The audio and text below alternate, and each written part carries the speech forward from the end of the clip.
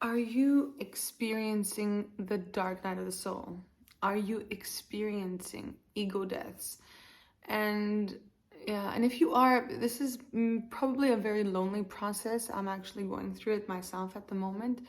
And it will be very challenging to actually share this with other people. The chances are maybe you're the only one going through this, and maybe we're supposed to be the only ones going through it.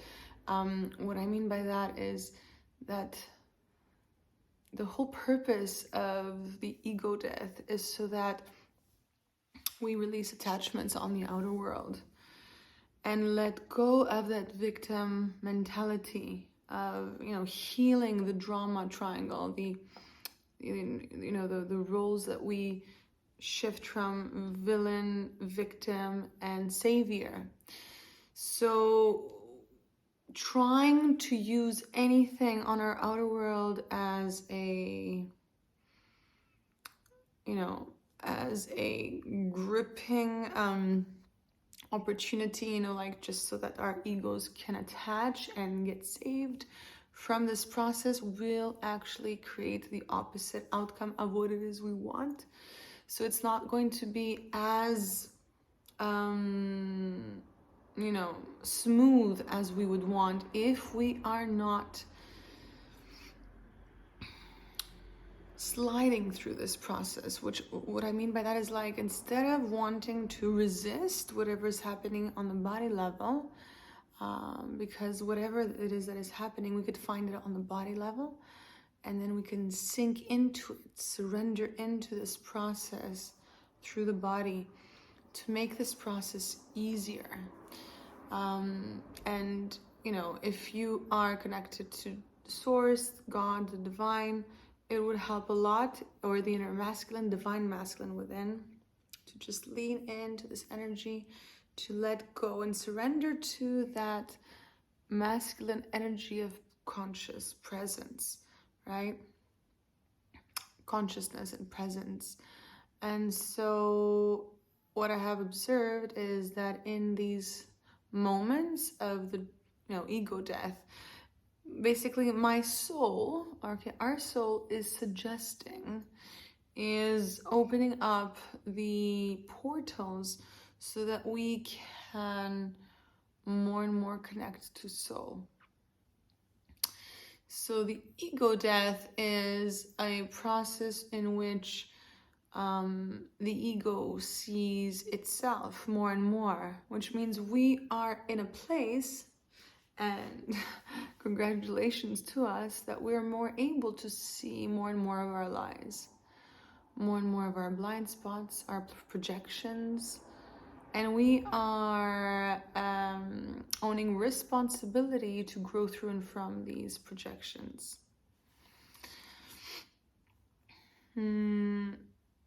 Yes, it could be very, very, very scary, very challenging, very lonely, a very lonely process, and they are waves. So the moment that the wave comes in and we are actually going with the current instead of against it, what we are doing basically is we are uncovering those hidden gifts that this process is here to reveal. So basically through this process, we are revealing more and more of who we are in our purest form at the core,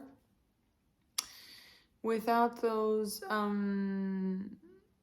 layers of who we thought we were, that were projected onto us when we were children from our parents, our caregivers, our systems, our schools, right? So the more we are able to also remember on the mind level to help us in those moments of, riding the wave, riding the current of ego death, if we are able to in that moment remember that this process is only very painful if we are struggling and resisting it, what we can do is in that moment remind ourselves, remind our inner child, remind ourselves and help and support our nervous system that this process is here to connect us and with what is real within us, right? And to let go of what isn't. So the actual pain is not that we are really, something is wrong is happening, which the monkey mind will usually interpret, right? Pain equals something bad and wrong. It's actually a rebirth, like the phoenix energy. And basically it's, that our soul is asking to be taking, the how do you call it, control of our life rather than our ego, our wounded child.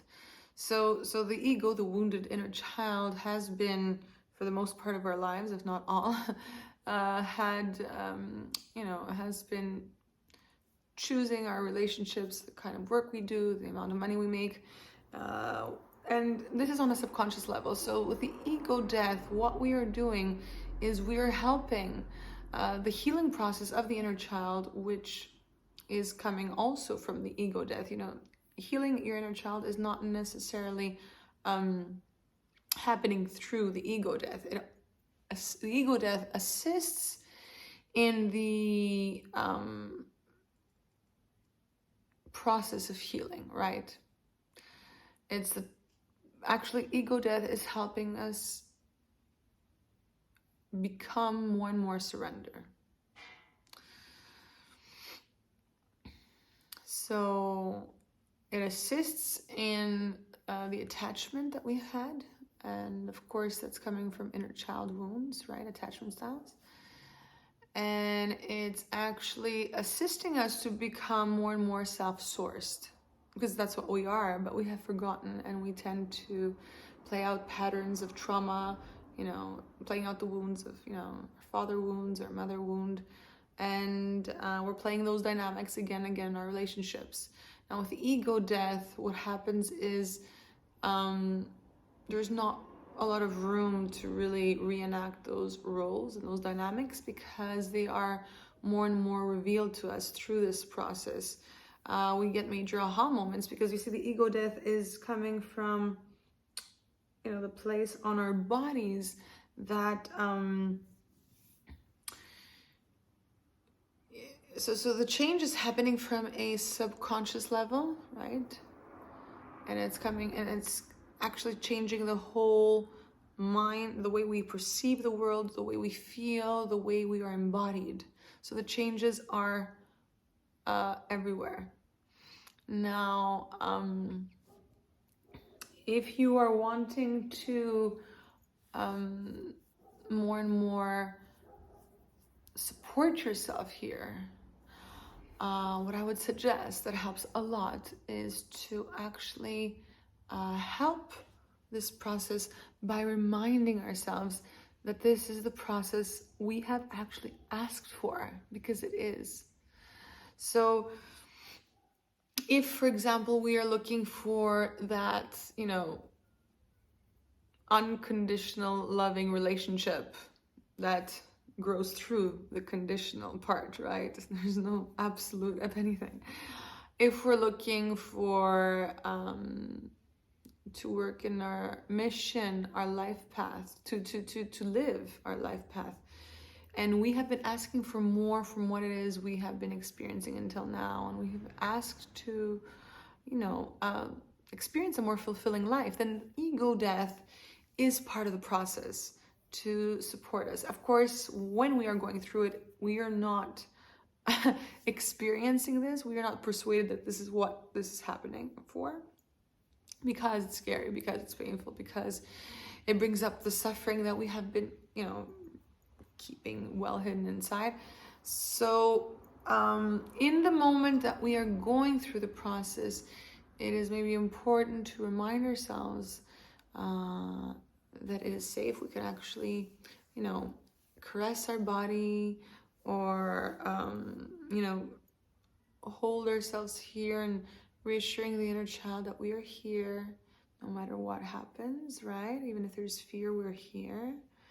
And then having that inner conversation, that inner dialogue, we can actually bring out, express the emotions coming up of whatever fear or loss, grief, sadness, because all these emotions are, you know, coming up from the subconscious again and again and again. It's like a never-ending process. And the trick here is to not want to resist it and suppress it, but more and more be grateful for it in the moment. Like what I do is, no matter how challenging it is, I actually have that space to be grateful for whatever's coming up, because until now, everything within my subconscious was being very well suppressed and resisted to, and it was, it was kind of stuck there. So now with the ego death, everything is just coming up. There's nothing that I am not wanting to love and get to know. So this is it for today. And if you're wanting more on ego death and spirituality and consciousness and whatever it is, please don't hesitate to find me on social media, ask me questions. And and my name is Maro, and I'm the founder of Awakening Games, and I love to create content for you. So please keep in touch.